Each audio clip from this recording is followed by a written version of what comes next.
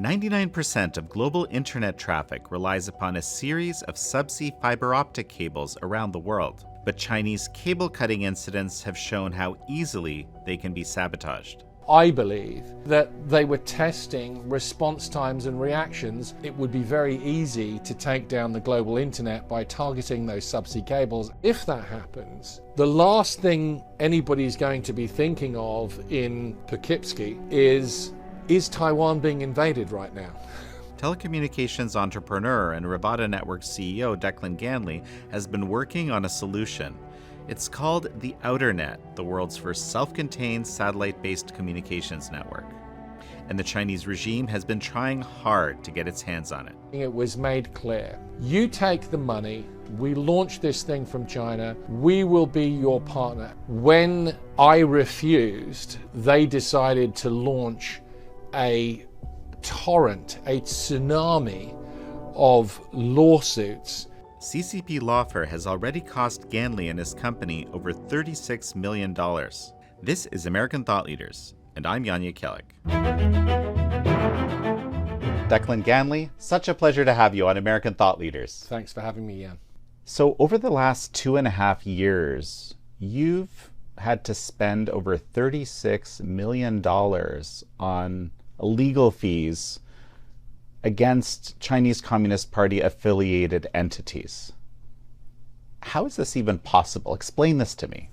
The project that I am leading is to build and deploy what we're calling the Outernet. So it is a satellite constellation in low Earth orbit that is different to Starlink, very different to Starlink.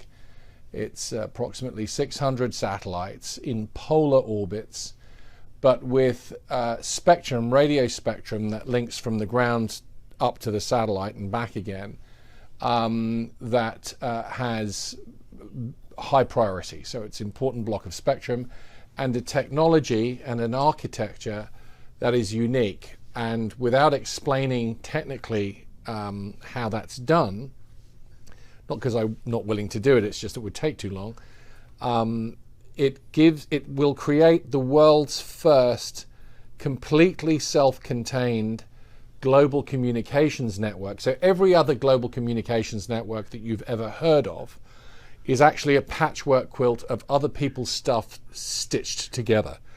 And you are always going through networks that are attached to other people's networks. So even say if you take OneWeb or Starlink, or so you're on Starlink when you're on Starlink, but when you go into a ground gateway and that signal is being carried to its end destination over subsea cables and everything else, it's carried over the internet.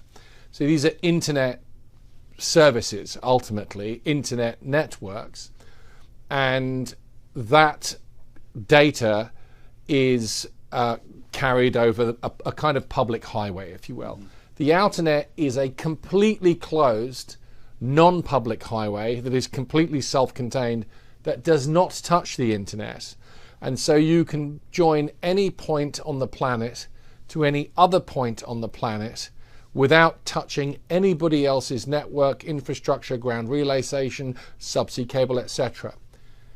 What that nets out to mean is that it is inherently the most secure, truly global communications network that will be in existence. Over about 4,000 kilometers or greater, it will be the fastest network in existence with the lowest latency, and you will be able to guarantee data sovereignty. So why does any of that matter?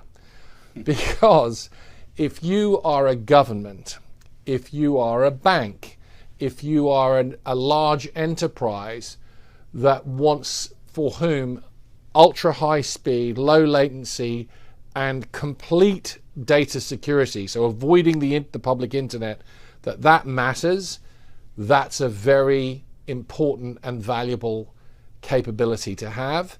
And it's a capability that on a global basis you cannot get anywhere else. So it's a combination of different ingredients that creates a completely unique thing that, if you're a government or a large enterprise, is a game changer. It's a game changer, and it strikes me that this is something that the Chinese Communist Party would be incredibly interested in. So they are. You're not wrong about that, Jan. And this comes back to your first question. Why? Why have we had to spend $36 million defending against the Chinese? What possible interest could they have in controlling the Outernet? Well, the answer would be very significant, and they have gone to bat to try and take control of and ownership of the Outernet, and they've done that in a number of ways. But where that has ended up is that when I refused to sell out to them, to take their money and walk away, which it seems that they seem quite accustomed to people doing that, they decided to launch a torrent, a tsunami of lawsuits that were baseless, that were unwinnable, that were almost cartoonish in their flakiness, but in the full knowledge that we would have to spend money to defend against these insane lawsuits. And we can get into the sort of the detail of how they did it and what they did, but the idea ultimately is to make your life and your corporate life and your personal life as difficult and stress-filled as possible, while at the same time dangling a carrot of saying, you know what, we'll buy you out, we'll give you a lot of money, and this stick that is beating you on this side can be massively outweighed by this carrot that we're dangling in front of you. Take the carrot and the stick will stop. And that's ultimately what they did. So we've had $36 million of stick, and we're not taking the carrot. And we will never take the carrot, and they don't like that. Incredible, because it sounds so much like other scenarios at perhaps a smaller scale that I've heard about with respect to how the Chinese Communist Party works. Let's go back. Tell me a little bit about yourself. How is it that you came to be constructing the Outernet? I'm a telecommunications entrepreneur. I've been in the wireless industry really since I was 19 years old. I'm now 57, so I've been in it for a while. And I have built a number of businesses and developed a lot of intellectual property and technology over the course of the last decades now, unfortunately. but it's been several decades. I have built a team since really the mid-1990s of engineers, PhDs, and people with a really unmatched track record in the wireless technology sector, and develop new technologies that are applied in areas like 5G and 6G to come. And we have had our battles with Huawei for many, many years. I was one of the very early voices warning about the threat to Western telecommunications networks from compromised communist Chinese supplied equipment. I feel that we were very vindicated in that. So we had quite a lot of form. We clashed with them all over the world. And then I had been involved in the satellite industry very early on in my career. Stepped out of satellites to focus on terrestrial wireless technology. Then about 2005, slowly started to move back into areas that had to do with the satellite technology, and then encountering opportunity that was coming with new spectrum that was going to be allocated by the ITU, which is the UN affiliated body that licenses satellite spectrum globally, saw an opportunity to develop what is now the Outernet. And my concern there was, for years, I was watching the concentration risk of subsea cables, that there were so few of these arteries that connect the internet globally, and it struck me that it would be very easy to take down the global internet by targeting those subsea cables, and that we needed a network that was completely independent of those subsea cables and, frankly, the internet, that would not replace it, but that would be available and would survive the internet being taken out by taking out the subsea cables or a massive cyber attack or whatever else. That there was no truly global data network that was an alternative if we lost the internet. So the need for that was very obvious to me, and I focused my teams, my brilliant engineering and research teams on solving that, and hey presto, we came up with the Outernet. Thank you for tuning in to American Thought Leaders. In a world where spin and agendas dominate the headlines, I'm proud to bring you unfiltered insights from the brightest minds in America, from a relative outsider Canadian perspective. To keep this possible and to access even more exclusive content, in-depth documentaries, in our daily digital newspaper, consider subscribing to the Epoch Times today. It's your way to support independent journalism. Just hit the link in the description below to subscribe and unlock the full American Thought Leaders experience and so much more. You can try it today for just $1 a week. So just hit the link in the description below. And now back to the interview. So just very briefly, before I started talking about TikTok possibly being a more potent weapon of the Chinese Communist Party, against its adversaries, I was talking about Huawei as being possibly the Chinese Communist Party's most potent weapon against everybody. What's the problem with Huawei, briefly? Well, I mean,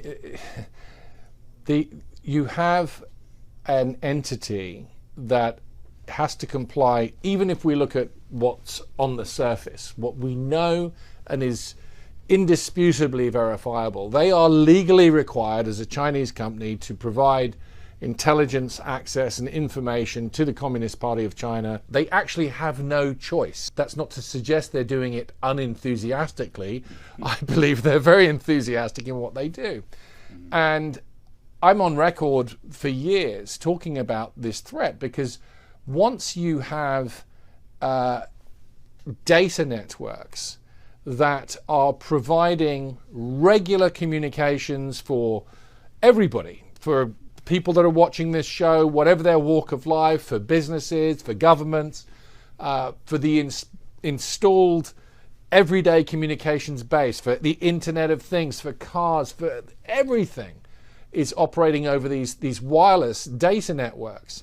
And everything from all the way out to the eNode B, which is the final cell that touches your phone wirelessly and which your phone is communicating with, where that eNode B, that cell, is being patched and updated with software from China every day, because the contract with the carrier allows and requires that they do this. We have handed over the keys to the kingdom. And when you have an intelligence gathering tool that operates at that level, it's going to know more about what is going on in a given place than the government of that given place can possibly know itself. Because you can get as granular as knowing how many people are in that apartment on that floor at that moment. Where did they come from? Where did they go to? Who is it? Who did they text or email while they were there, or on the way back? And we're relying on encryption to protect messages that are going over these networks. But the ability of the Communist Party to decrypt these messages is immense. And then if you apply AI to that, and you use AI to do the data mining, good AI will be able to answer a question like, what did John Smith do on the 23rd of October 2022? Where was he that evening Was John with his wife, or was he with somebody else? Who was it? What were they doing? I mean, the level of information that you can extract from that data pool using AI is, we've never seen that level of information in history. There would be no TikTok from China if it hadn't been for the way that the West so mishandled its allocation of radio spectrum, because it made carriers, mobile carriers, dependent upon Chinese financing and technology, because the Communist Party of China were willing to subsidize Huawei and other Chinese equipment to be deployed into these countries. So now you see Germany, that has a 5G network, and many other countries, a 5G network of Huawei equipment, which they now want to rip and replace, but that equipment was financed, it was discounted. I mean, the Communist Party of China made sure that those networks were put everywhere, but they were put everywhere because the way we allocate radio spectrum in Western countries requires massive upfront payments to governments for spectrum licenses. And when those companies make those upfront payments, the offer of soft Chinese financing and equipment is too irresistible. The price of a gigabyte of data in America or in Canada is up here. It's amongst the very highest and most expensive data in the world on a wireless network, whereas in China it is a tiny fraction of the price. So because you have a low barrier to entry to the price of data, if you're building an app like TikTok, young people can afford the data. And so all of these new apps get developed in China first, because the price barrier to entry to using them and getting rapid scale adoption, which is what you need for these apps, that shifts to China and out of the United States and the Western countries. And that's what's happened. If we had had a healthier system of how we allocate radio spectrum, TikTok would have been invented in the United States years ago, and it would be an American innovation. Are you basically saying that it doesn't matter if Huawei has towers in your country or in your region or whatever, there's still these patches that you're describing are still coming in because of contracts? Yes, yeah. And the governments don't even know this, right? So the way that the governments got suckered was, up until 5G, they talked about the core, that the core of the network, which was like the data centers, the computers, if you will, that ran the network, the brains of the network were in one place, or a small number of places. And the servers that ran these networks, everything was taken back to what they called the core. So they would say, well, Huawei aren't allowed to have the core, they're going to just do the edge of the network. The thing is that in 5G, one of the great innovations of 5G, and that you have in 6G, is it moved the brains of the network away from the core and out to the edge of the network. Why? To improve speed and data processing. So the brain is no longer focused in the core, it's spread out across all of the network edge, and it's done to increase speed and efficiency of processing. And the patches for those edge networks are, in many cases, done under contract from China. So you have, and the sale to those carriers, those mobile carriers, was, you can reduce your overhead, you can reduce your workforce. You know, you're not going to have these big payroll bills for doing this stuff. We can run the software updates and the patching from China, and those are sometimes subcontracts, but that bypass reference to the core. But those updates are being done daily, and they're being done in many cases from China itself. I mean, it's nuts. That's an astonishing reality. There is a story that came out a few days ago about I think it was Norway and Denmark shutting down, removing communications chips from their buses because they realized that these buses could be harnessed from China. Well, guess what? That's true for so many devices and so many things. And it's the potential to actually harness a vehicle is one thing, but the potential to gather the information and the data is another. And I mean, the other thing that I've just been recently through some interviews becoming aware of is that there's an astonishing amount of this kind of data available just in the public domain, never mind that deeper level of penetration that you're describing. I mean, I remember there's one case, I believe, that one of these people in the know was able to demonstrate the locations of, for example, Delta Force members just through triangulating around certain, taking educated guesses around things like what they might be doing. And people were shunned. And this was open source. This is like, someone that could do it with an AI. Presumably they fixed that now, but. So, you know about Salt Typhoon, of course. Yes. Anywhere where there is Chinese, and by the way, remember, Salt Typhoon is in networks that aren't Huawei. Mm-hmm. Of course. But what strikes me, I was thinking about Salt Typhoon as you were describing these patches that are basically going into this whole edge of the 5G network. I mean, you could kind of imagine that do we even know that the compromises were possibly in those patches, right? So you could have, the hackers and the patchers working. I mean, there's all sorts of opportunities here, aren't there? Yes. Yeah.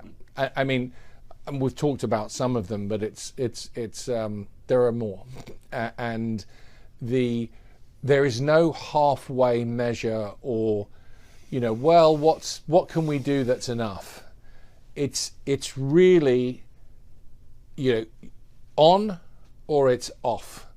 There isn't a halfway measure here. You cannot allow this stuff into your country. You have to keep it out. You have to know what your supply chain is, the vulnerabilities of these networks. And by the way, how we got here is a whole other story. I touched on it a bit, because this did not have to happen. This did not have to happen. This was indolence. It was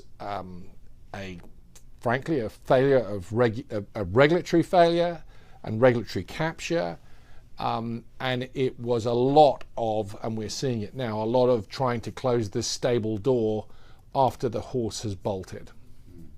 Let's talk about the lawfare, because I think you've painted a very compelling picture of why the CCP would really want to get its hands on an Outernet, or make sure that one doesn't exist without it having that special access that it seems to have to all the other networks. Well, I mean, the Outernet's a whole. I mean, what we've talked about is really the internet, right? This is internet and terrestrial wireless networks. Yeah. The Outernet is the thing that survives if you take all that other stuff out, and it does the most critical data communications. It can do them, and you're absolutely right. So they either want to have it, or they want to make sure that nobody else has it.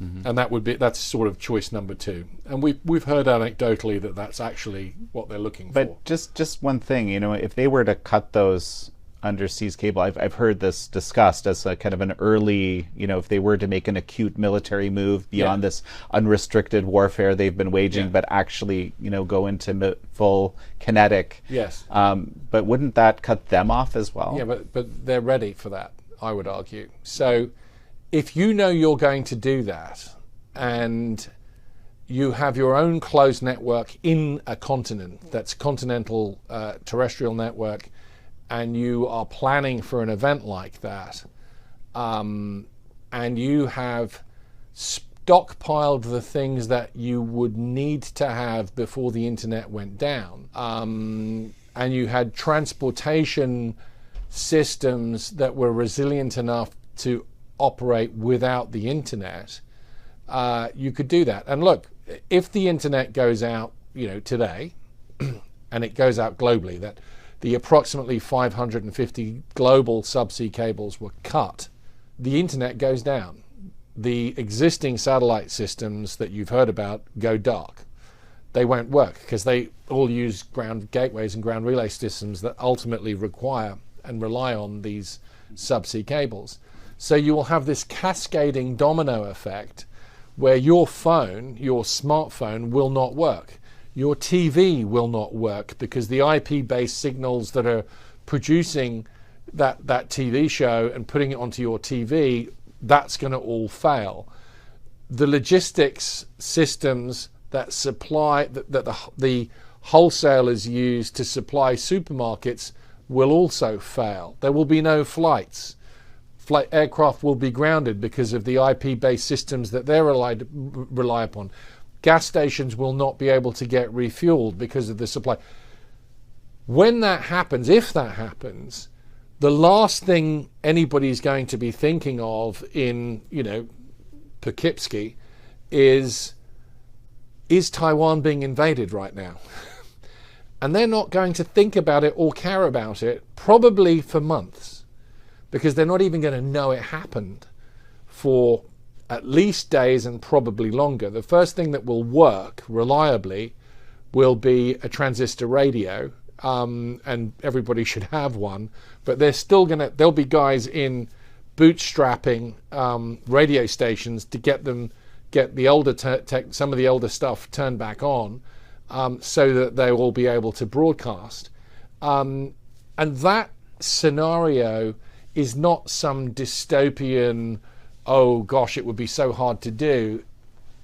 It's really like I could do it for approximately, and I know I'm safe with this number, $60 million will do that job, will take out the global subsea cables.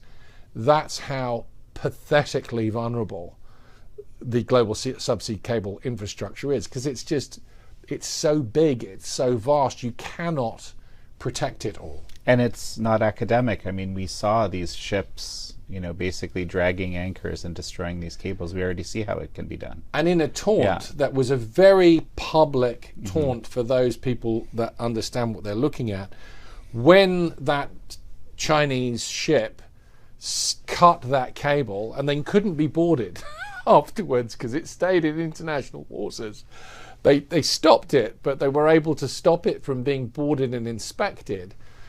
At the same time, they released into the public domain a patent application in China for an anchor system that was specifically designed to cut subsea cables. And that was a taunt. And what was going on there, I believe, is that they were testing response times and reactions. Who responds? They know how many subsea cable repair ships there are, and there aren't many. They know who the people are that can actually fix these things. Talking about the granularity of being able to follow data, they know where they live, they know who they're married to, they know where they work. I mean, mapping these response times, what happens when a subsea cable gets cut, what happens when 20 subsea cables get cut, what happens when 50 subsea cables get cut, what's the point where they can't possibly fix these things in a realistic enough time to get the internet back on for a month, 2 months, 6 months, a year, 2 years. There's answers to all of those things, and the cost of doing that is frighteningly low. It sounds like you've been wargaming these scenarios somehow. And people looking at this will be, oh well, look, Declan Ganley's got he's got a dog in this fight. I've got a vested interest. He wants to get the Outernet adopted and everything else. Yes, I do. Yeah. But what I'm saying here on camera with you, Jan, it's so much worse than what I'm saying. The vulnerabilities there. I'm not going to tell people how you do this, but we need the Outernet yesterday. It's needed immediately. And that's not to say that a determined actor like Communist China could even destroy the Outernet, but not quickly. And the thing is, and they certainly couldn't do it covertly. You would know it was them. And the data network that can stay up the longest and that can survive that initial event is a highly prized thing. And that's why they went to lawfare, to war by use of the law, which is Chinese People's Liberation Army published doctrine. They have published it. It's in their doctrine that you use the laws and regulatory aspects available in other countries against those target interests, and they wanted this, and they wanted to control it, and we wouldn't sell it to them. So now we have 158 different legal actions and counting, all of which they lose. They are willing to lose, as long as it's making us spend money. Well, spend money and distraction. I mean, that's with a little bit of experience with lawfare. It's not just the money, it's also focus. Of course. Yeah. And here we are, and this is what we're talking about, right? And the Outernet is a phenomenal piece of technology, a remarkable piece of global infrastructure that will change the world for the better and will make the democracies much more secure than they are, and large enterprises in the banking system and the payment systems and everything else. But instead of talking about that, we're going to be talking about, and are talking about, these utterly frivolous, flaky Chinese-backed lawsuits that have had us a new, post-startup but pre-revenue, largely pre-revenue company in terms of the Outernet anyway, have to spend $36 million of cash that we have to raise from investors. Before we dive into a bit of this lawfare, we're not going to be able to look at all 158 scenarios. But so we talked about the stick here, but what about the carrot? What was the carrot? So the lawfare had started almost 3 years ago now. We were at the Paris satellite show, which is one of the two main events of the space industry that happen, of the satellite industry that happen globally. There's one in Washington, which happens in the early part of the year, and then there's one that happens in Paris, which generally happens in September. And we, Rivada, were there. We had a display, we had our stand, podium, all the stuff that you have, speaking. And I was actually at our stand, and I got approached by a gentleman who's quite senior on the Chinese side of things. And he'd come from China, and he said, "Mr. Ganley, I've come here just to see you, just to meet you." And it was a Monday morning. And I said to him, "Well, that's very nice, but I have a very full schedule this week." And he said, "I will stay in Paris until I can meet you." I said, "Fine." So I decided that I would meet him on the Thursday, and I met him at the Place Vendôme, and we had a walk around. And during that walk around, he told me how, of course, justified their actions and why it was necessary that they took all of these legal actions, but that it was nothing personal and nothing against me, and that they think that I'm a great inventor and a wonderful person, and that they really wanted to be my partner, blowing smoke at me, and buttering me up, basically. And they said that they had $7.5 billion for the project. And not only did they say that, but at the satellite show itself, they leafleted the show, and even had those flyers put on each table at the venue of the hotel where the show was held. It was the Westin Hotel in Paris. And saying that the funding of the $7+ billion was there, and this project was going to be going ahead by them. And he said, wait, which project? The Outernet that they were going to do. They didn't call it the Outernet. Exactly. What were you thinking of these leaflets? I mean, well, it was a topic of conversation because they were claiming at this time, that this was their project, and that because they had attempted a hostile takeover of a German company that had developed some of the technology around this, and they failed in that hostile takeover attempt, and the German government ruled against them and found against them in a saying that a Chinese company cannot take over this entity. But they were saying that they were doing this project themselves anyway. But this gentleman in our stroll around the Place Vendôme said that they would give me 50% of the equity, and they would fully fund my 50%. So out of the $3.5 billion. Well, not quite, but okay. Almost. Yeah. A lot. $3+ billion. Now, did I believe that? No. I mean, however, he was pressing upon me that this is what they would do. He asked if he could have a follow-up meeting. I had a follow-up meeting, and in the follow-up meeting, it was made clear: you take the money, you go in partnership with us. We launch this thing from China. We manufacture the satellites in China. We will be your partner, and we will be a much better partner for you than anybody else in the world could possibly be. And he said, we will deliver China, Asia, Latin America, and Europe. He said, we will deliver those markets. And he said, we won't be able to deliver North America at the beginning, but he said, we will immediately be able to deliver all of those other markets as addressable markets for this project. We will be your partner. You will have the capital, you will have the equity, you will have the equipment.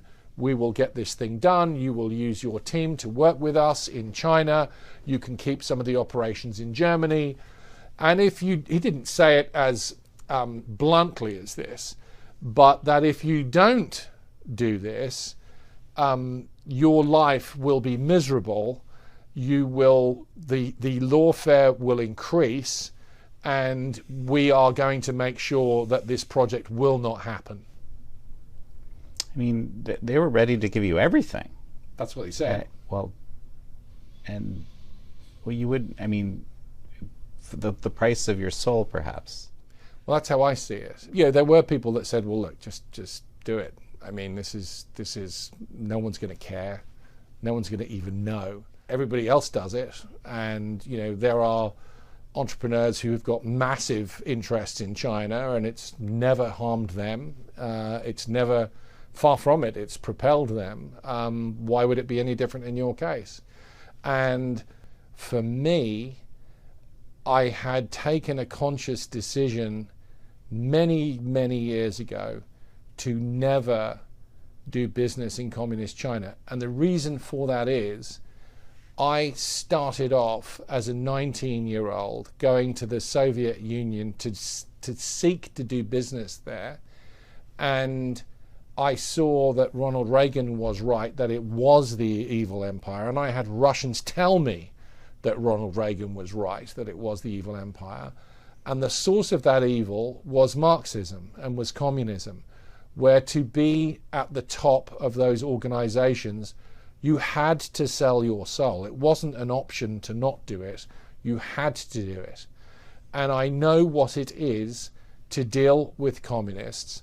I know, and people say, well, they're not really communists. Well, yeah.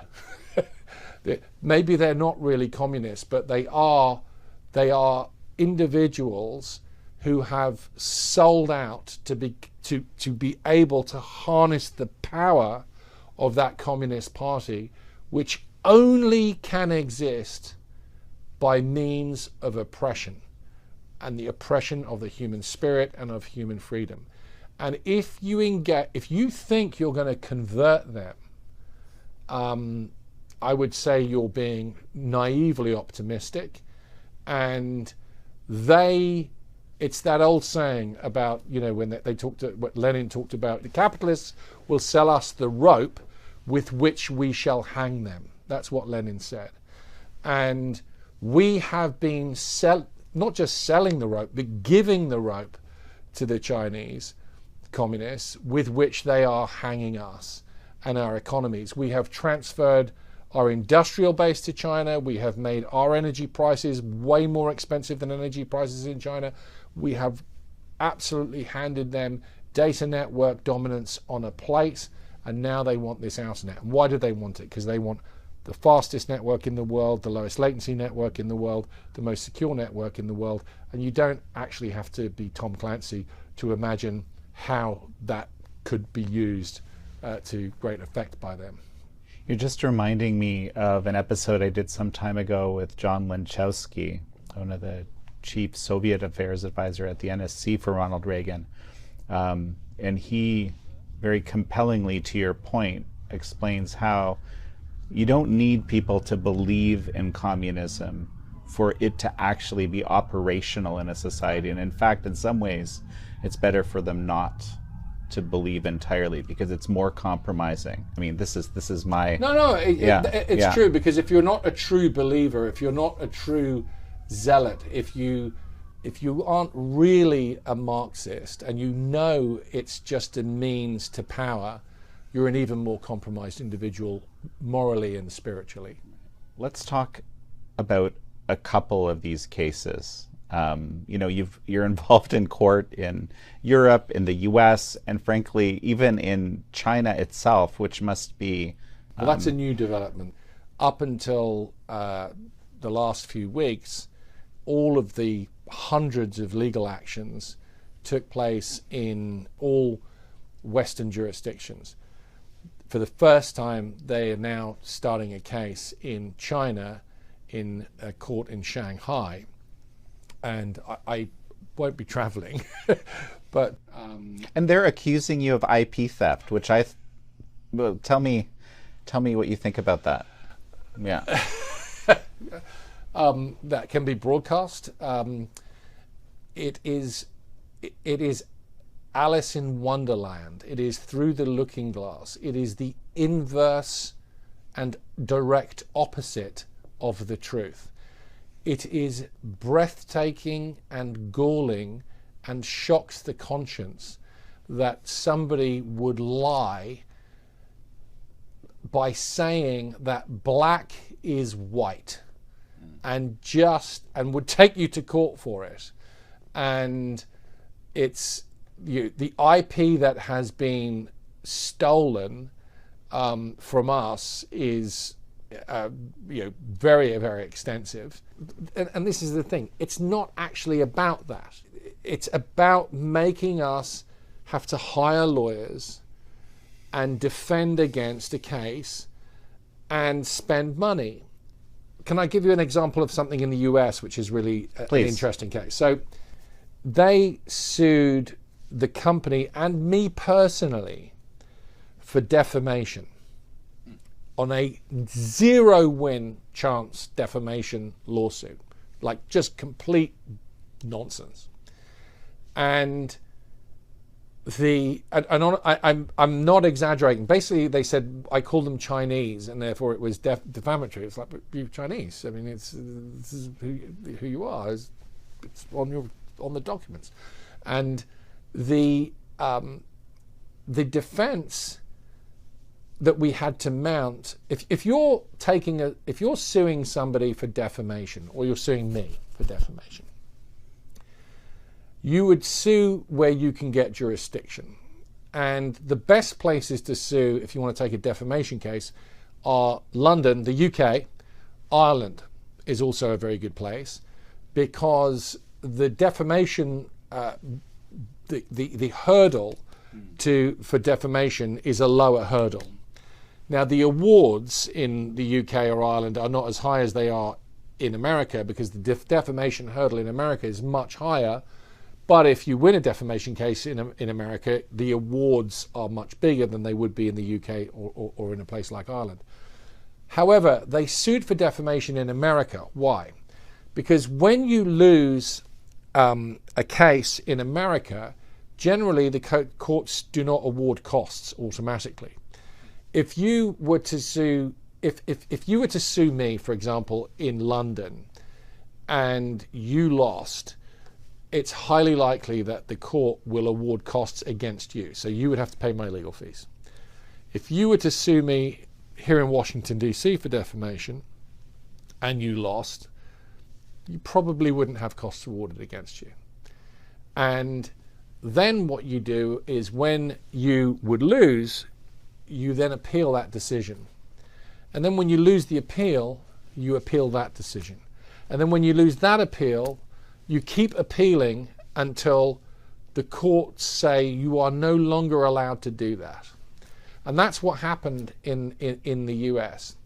But interestingly, in the US, there was one, in one of the appeals where there was a decision made, there was one technicality where they said, well, there's an issue of $4,000 of something, $4,000, which, you know, maybe you have a point on this $4,000 issue, which is just a non-thing. And they are now suing for the $4,000. And the cost of that case, to take the case and to defend against it, will be multitudes of that number. So it's not about winning a case that says we have to pay you $4,000. It's about making us spend all the dollars to defend against a case where the only reason to do it is to bleed you out, to make you spend money. You know, this legal warfare or lawfare, it's described in the book Unrestricted Warfare. These two Chinese colonels wrote back in the day. But in 2003, there were 3 warfares which were codified into Chinese warfare doctrine. And as to your point, I mean, lawfare is one of those sort of key 3 elements. There was a hearing on the Hill. I don't know the expert that gave the testimony. I've never met them and never spoke to them, but they selected our example and gave it as an example of Chinese lawfare in action. Okay, so you've got a $3 billion carrot, you've got a $36 million stick, ongoing, could be a lot more than that. Why do you do it? A number of reasons. Commercially, the value of the Outernet far exceeds any of these numbers, including their 3 billion number, far exceeds it. The Outernet, once it's up and turned on as the global, the world's first completely self-contained global communications network, as an entrepreneur, I have a view of what the value of that is, and it's a many multiples of any of the numbers that we've talked about here. I might be completely wrong about that, but that's my entrepreneurial sense of what the value is. That's also my uneducated guess as well. Right. It seems, you'd think it, right? You'd think it would, you know, if it does what it says on the tin, then it really is all these things, and of course it's going to be a very, very valuable company in global terms. So commercially, it's worth it. I mean, 36 million compared to the value of what that's going to be, it's, you know, relatively speaking, a drop in the bucket. But it's not a drop in the bucket when you have to raise that money from investors because you're pre-revenue on the major project itself. And so killing things like this in the cradle is the place to kill them. And killing them with by offering a big carrot is the best way to kill them. But of course, the donkey has to take the carrot. And this donkey is not taking the carrot. And it seems that that's not something they're accustomed to. And the reason the donkey isn't taking the carrot is because I know what the Outernet can do. And I do not want the Communist Party of China to have the Outernet. I would rather burn it down than have the Communist Party of China have the Outernet, because my children, my family, our democracies, our way of life could depend upon them not having the Outernet. And I think that the probability of this becoming important is at least, it's probably around a 50% probability that this could be a definingly important asset, and I don't want them to have it. I'm not a government, I'm just a guy. Frankly, governments haven't been that motivated by this, but I know how dumb governments are. I saw them implement policies and regulations that allowed Huawei and China to dominate the global wireless industry and literally deploy 5G networks in Western democracies, not just under the noses of governments, but with governments welcoming them and applauding them. That's how stupid we can be. So the fact that you have to wait for a long time for the penny to drop, that you can be in a bar fight with the Communist Party of China for so long without the cavalry showing up, it's no wonder so many people give in. Now, the system should be better than relying upon individual entrepreneurs and business people to not take the 30 pieces of silver. Who's the cavalry here? The cavalry should be the Western democracies, one or more of them, that should have stepped up years ago to make sure that this thing didn't get as far. Were it not for the fact that the team of people that I work with are so committed to this mission and making sure that the Communist Party of China cannot have this, this would already be theirs. This would be a fact in space today. It would already be there. What would you like to see happen next as we finish up? I'm executing. I am executing to the mission. We are putting the Outernet up. We will fight every lawsuit that the Chinese bring, as we have done. We will win them all, as we have been doing. We didn't get into the nitty-gritty of all these little actions. I mean, they'll never sue you one time for one thing. They'll sue you 3, 4, or 5 times for that thing, and they'll try different courts, and they'll try different judges in the same court. And they won't. They'll serve you on one. You'll beat that, the one on the service, but they won't serve you on another one, and they'll send it. In one case, we had a case was sent to some lawyer in a jurisdiction where the lawyer said that they were receiving for us. We never heard of that lawyer before. They didn't work for us. It was someone who was willing to risk their law license to say that they were in receipt of a suit. And because we didn't know that that action had even taken place, we had defended one, we had won it, and then we found out we had an injunction against us. It was a temporary injunction. We got it overturned in the end. But we said, well, hang on, no, we beat that. We beat that case. And they said, well, there is an injunction, and it's from this court. And then we checked, and it was a different judge. And we found out that this judge, unbeknownst to the judge didn't know, was told we had been served and had got confirmation from someone saying they had received service for us. So we beat the case in the injunction in this room of the court. We lost it in another room of the same court, not even knowing that this one had been taken, and we found out about it the day after they notified us about it, the day after the final day to challenge it on the simple way of challenging it. So we had to go through a much more lengthy process to be able to challenge and then overturn that injunction. And look, that is one place in the weeds. And then you have things like our people being followed around, where they're not hiding behind trees or wearing false moustaches. You can see you're being followed, and that's to get in your head. And that has stopped, but that went on for a while as well. And I could go on and on and on, but it's all about creating stick, creating pressure, and they know how inept Western governments are. They know how slow they are. They know how naive they are when it comes to communist China. I mean, look at this case in the UK, where these two guys that the Crown Prosecution Service wanted to prosecute for spying, case has been dropped. I mean, they know this. And so the number of instances where if they want to target something, that somebody is going to look around and look it over their shoulders and say, well, do I take the money and run, or do I stand and fight?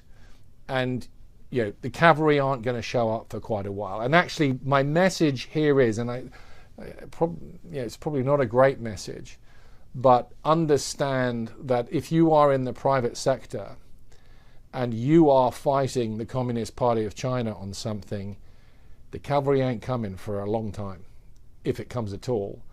And you are on your own. And you are going to have to find it within yourself to have the spirit and the esprit de corps in your organization to mount that fight. But remember what we're doing it for.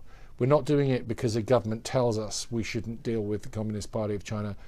We should be doing it because it's what we're doing is the right thing to do. Whether our government acts or doesn't act, that's the thing that we have to remember. So, and look, you see people that go and companies that go and make massive investments in China and become captured by the Communist Party of China's economy and apparatus. There's no downside consequences for that. It is rewarded. So this is a long march.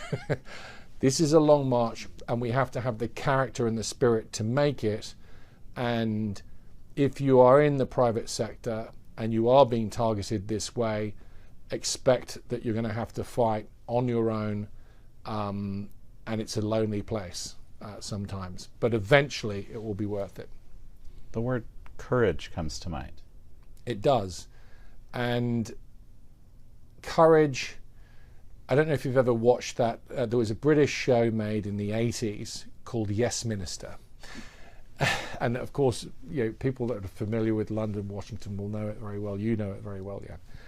And in Yes Minister, when Sir Humphrey, the senior civil servant, the Mandarin civil servant of Whitehall, would say to his minister, who then became Prime Minister, the Prime Minister would say, oh, I want to do this thing. I want to have this policy. I want to have this fight. And Sir Humphrey would say, that's very courageous, Minister. And the minister would immediately know, oh, he said, is it? He wouldn't want to do it because he knew that that symbolized recklessness.